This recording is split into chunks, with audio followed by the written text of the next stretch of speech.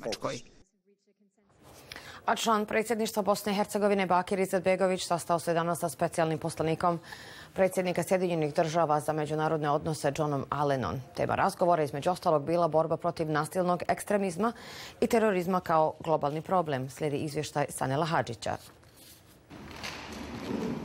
Član predsjedništva Bosne i Hercegovine Bakir Izetbegović i specijalni poslanik predsjednika SAD-a za globalnu koaliciju za borbu protiv ISIL-a general John Allen složili su se u zajedničkom razgovoru da je ISIL prijetnja ne samo narodima i državama na Bliskom istoku, nego i cijelom civiliziranom svijetu. General Allen se zahvalio za učestvovanje Bosne i Hercegovine u koaliciji za borbu protiv ISIL-a, a od samog njenog formiranja izrazio je nadu da će Bosna i Hercegovina dodatno intenzivirati napore u okviru koalicije u budućnost.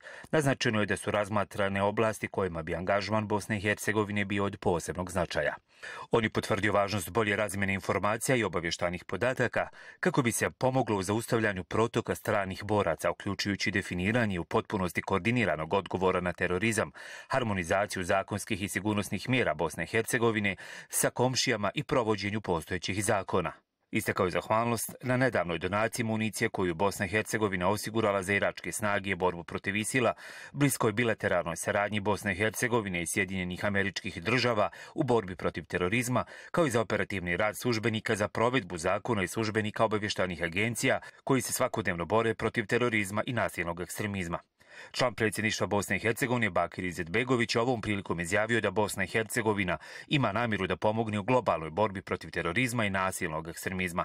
Izetbegović je naglasio da je neophodna kvalitetna saradnja agencija za provođenje zakona država koje sačinjavaju koaliciju. Izetbegović je podsjetio da su politički i vjerski lideri u Bosni i Hercegovini od samog početka jasno ukazivali na tu činjenicu. Inače, sastanku su prisustvovali u ime predsjedavajućeg predsjedništva Bosne i Hercegovine dr. Mladena Ivanića, savjetnik Branimir Nešković, i u ime člana predsjedništva Bosne i Hercegovine Dragana Čovića, savjetnik Igor Planić.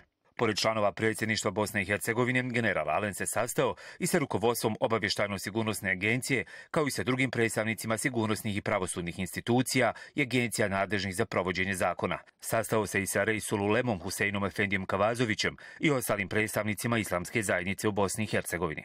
Za Glas